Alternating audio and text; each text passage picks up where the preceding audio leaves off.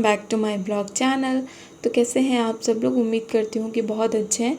तो अभी बज रहे हैं शाम के लगभग 6:30-7 और हम लोग आए हुए हैं भोपाल। तो हमने सोचा कि चलो कहीं घूम आते हैं। मतलब घूमना क्या है, हम कुछ काम से आए हैं यहाँ, तो हमने कहा वो काम कंप्लीट कर लेते हैं। और यहाँ पर आने के बाद ना हमने पिज़्ज़ा वगैरह खाया था और थोड़ा सा फिर रेस्ट किया हमने। फिर हम जस्ट निकल गए थे।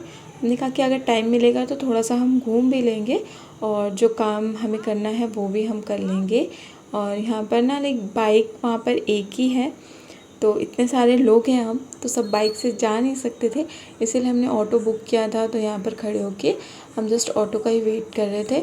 और यहाँ पर ना एक माता रानी का मंदिर है जो कि बहुत अच्छा है और मेरा हमेशा मन होता है कि मैं उस मंदिर में जाऊँ, लेकिन मैं ऐसे टाइम पे ही आती हूँ कि जब मुझे पूजा पाठ मंदिर में जाना ही नहीं होता।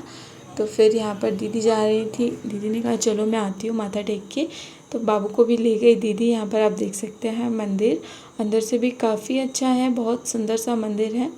और हमने तो बाहर से ही प्रणाम कर लिया था, अंदर हम गए नहीं और बाहर ही जस्ट हम खड़े थे। फिर दीदी अंदर गई और बाबू को ना ऐसे पूजा पाठ और घंटी बजाना, बाबा जय करना, ये सब चीज़ें ना बाबू को बहुत अच्छा लगता है।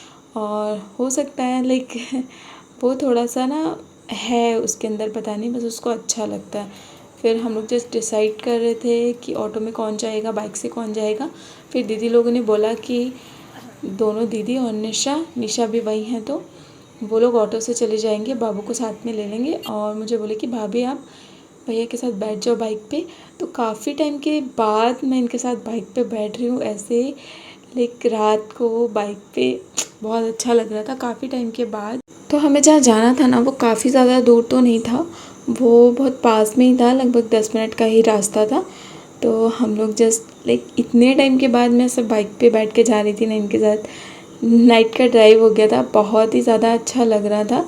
और भोपाल में वैसे भी ट्रैफिक बहुत ज़्यादा होता है, हमेशा से ही हम इतने शांत माहौल में रहते हैं ना, तो थोड़ा भीड़ भाड़ सा मतलब ठीक है। और हमें जहाँ आना था हम आ गए थे यहाँ पर सब लोग। और यहाँ पर आप देख सकते हैं, ये हमारी नीशू ऑफिशियल ब्लॉग को देख सकते हैं आप। और गाइस एक्चुअली क्या है, काम ये था हमें कि हमें ना थोड़ी सी ज्वेलरी वगैरह लेनी है, बहुत ज़्यादा नहीं, थोड़ी बहुत ज्वेलरी लेनी थी, जो कि मैं काफ़ी टाइम से सोच रही थी कि हाँ लेना है लेना है लेना है। लेकिन वही है ना कि हमारे इधर उतना बेस्ट मिल नहीं पाता है। और ये जो यहाँ भोपाल का जो डीपी ज्वेलर्स है ना, हम ज्वेलरीज वगैरह वहीं से लेना ज़्यादा पसंद करते हैं, क्योंकि यहाँ पे हमें बहुत अफोर्डेबल प्राइस में तो नहीं बोलूँगी, लेकिन यहाँ अच्छी खासी डील मिल जाती है। और यहाँ पर एक भैया हैं जो कि जान पहचान के हैं और वो यहाँ काम करते हैं, तो वो जो भी अच्छे खासे ऑफ़र्स आते हैं ना, स्कीम्स वगैरह सारी चीज़ें ना हमें वो पहले से ही बता देते हैं कि ऐसा ऐसा है, अगर आपको कुछ लेना हो तो बता दीजिएगा।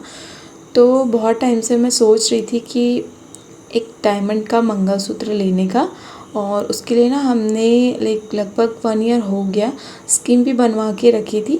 ये भैया ने ही हमें सजेस्ट किया था, इसीलिए ये भैया जो सामने आपको दिख रहे हैं ना, ये हमारे जान पहचान के ही हैं। तो उन्होंने सजेस्ट किया था कि आप स्कीम वगैरह बना लो, और उसमें क्या होता है ना, किश्तों में पैसे देने होते हैं। तो जो भी ज्वेलरी वगैरह लेना हो तो एकदम से बर्डन नहीं पड़ता है। तो हमने स्कीम वगैरह बनाया था डायमंड मंगलसूत्र के लिए, मैंने इन्हें बोला था। तो 1 साल हो गए लगभग, और 1 साल से ही मैं सोच रही थी कि हाँ जाना है लेना है, बट नहीं हो पा रहा था। फिर डायमंड मंगलसूत्र हमने पहले सिलेक्ट किया, उसके बाद ना फिर भैया ने हमें डायमंड रिंग्स भी दिखाने लगे। और ये डायमंड रिंग्स इतने ज़्यादा ब्यूटीफुल थे कि मैं क्या कहूँ, सच में बहुत ज़्यादा अच्छे लग रहे थे देखने में। लेकिन ये जितने ब्यूटीफुल थे ना, इनके प्राइसेस उतने ही ज़्यादा ब्यूटीफुल थे बहुत ज़्यादा एक्सपेंसिव थे। कोई 1 लाख का, कोई 1.5 लाख का, 2-2 लाख के डायमंड ईयरिंग्स रिंग्स थे, ईयरिंग्स भी थे। हमने बाद में ईयरिंग्स भी देखे थे, बट इतना एक्सपेंसिव नहीं लेना था। लेना तो है कुछ, लेकिन कुछ ऐसा जो कि हमारे बजट में हो। और इसमें ऐसी ऐसी चीज़ें पसंद आ रही थी ना, जो कि 1.5 लाख 2 लाख ऐसे ऐसे थी, बट इतना ज़्यादा अभी हमारा बजट नहीं था। इसीलिए, क्योंकि हमें सिर्फ रिंग नहीं लेना था, हमें मंगलसूत्र भी लेना था, रिंग भी लेना था, और और भी चीज़ें लेनी थी। तो सब कुछ मिला के जितना हमारा बजट था ना, उतने में हमें सब कुछ वो करना था। तो मैं यहाँ रिंग्स वगैरह पहन के देख रही थी। मेरे साइज़ के रिंग ही नहीं मिल रहे थे, कोई बहुत ज़्यादा छोटे थे तो कोई बहुत ज़्यादा बड़े थे, कोई बहुत ज़्यादा एक्सपेंसिव थे। और बहुत देर के बाद छाँटबीन करने के बाद फाइनली मुझे एक रिंग मिला जो कि बहुत ज़्यादा एक्सपेंसिव भी नहीं था और बिल्कुल मेरे साइज़ का था और बहुत ज़्यादा लाइट वेट था, जैसा मुझे चाहिए था वैसा डेली वेयर टाइप का, बहुत सुंदर था। और यहाँ पर हमने भैया भी हमें ना सारी चीज़ें बता रहे थे कि ये ऐसा वो वैसा, और ये भैया काफ़ी अच्छे हैं। ये हमें ना सारी चीज़ें पहले से ही बता देते हैं। ज्वेलरीज वगैरह ख़रीदने में कई बार ऐसा होता है ना कि हम बहुत सारी चीज़ों को लेकर डाउट में रहते हैं और सारी चीज़ें हम पूछ भी नहीं पाते हैं शॉपकीपर से कि हाँ ये ऐसा वो वैसा, लेकिन ये भैया हमें सारी चीज़ें एक एक तरीके से बता देते हैं। नई नई स्कीम्स आती हैं उनके बारे में भी बता देते हैं। और छोटी छोटी अमाउंट में पैसे जमा करके हम बड़ी बड़ी ज्वेलरीज बनवा सकते हैं, सब कुछ ये हमें बता देते हैं। तो हमने ये चीज़ें करी थी। तो यहाँ पर फिर फटाफट से हमने सिलेक्ट किया, मतलब फटाफट से नहीं, हमें काफ़ी ज़्यादा टाइम लगा था सारी चीज़ों को सिलेक्ट करने में। सबसे पहले तो हमने मंगलसूत्र लिया था, उसके बाद फिर रिंग लिया, फिर उसके बाद हमने नोज़ पिन लिया और ये सारी चीज़ें। और इतने देर में मैं बिज़ी थी ना, और मेरा बेटा मेरे साथ बहुत कोऑपरेट कर रहा था, वो बिल्कुल तंग नहीं कर रहा था। यहाँ पर ना वो ये जितने भैया लोग हैं ना, जो शॉप के भैया लोग थे, उनके साथ में बहुत मज़े से वो खेल रहा था। जो शॉप की दीदी लोग थी उनके साथ भी वो बहुत अच्छे से खेल रहा था। बोलेंगे तो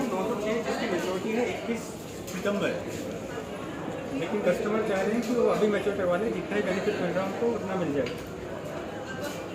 है ना। लेकिन क्यों ऐसा? अभी तो 9 महीने तो चल रहा है, 21 तारीख को है, 1 तारीख है, एक्चुअल डेट क्या है?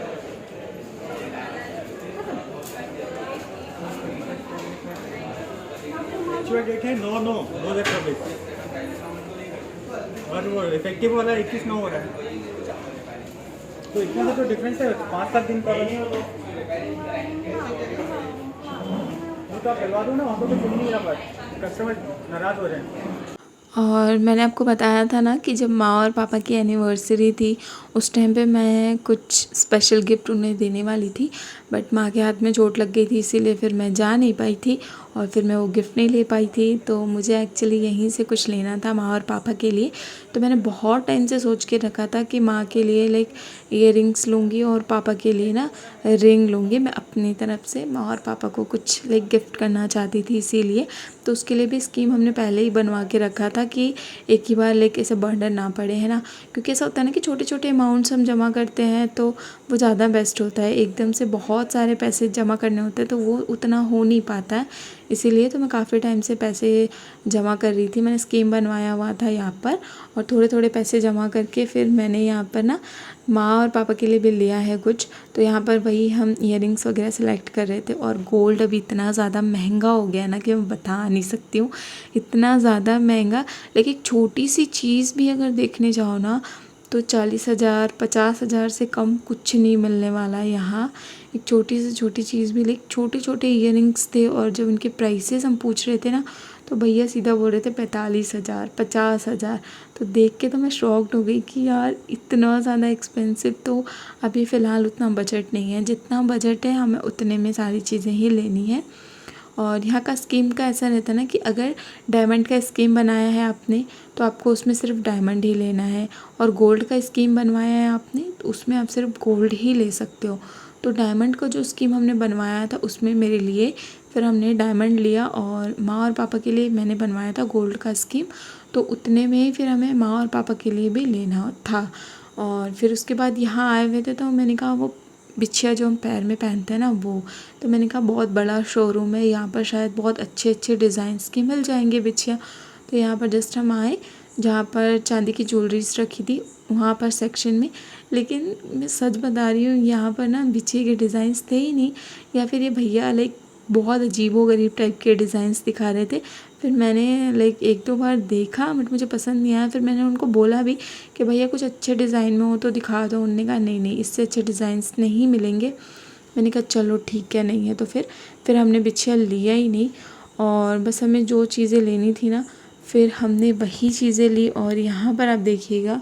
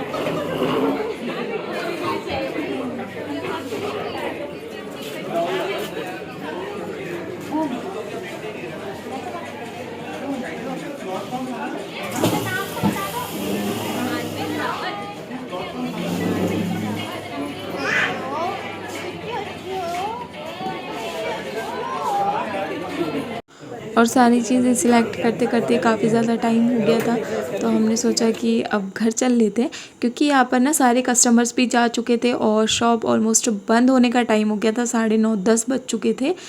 और यहाँ पर फिर मैंने थोड़ा सा वीडियो शूट किया और लाइक क्या चीज़ें हमने ली है, माँ पापा के लिए मैंने क्या लिया है और अपने लिए क्या लिया है, सारी चीज़ें आगे आने वाले वीडियोज़ में आपसे शेयर करूँगी। तो मिलूँगी फिर आपसे नेक्स्ट ब्लॉग में, तब तक के लिए बाय, टेक केयर।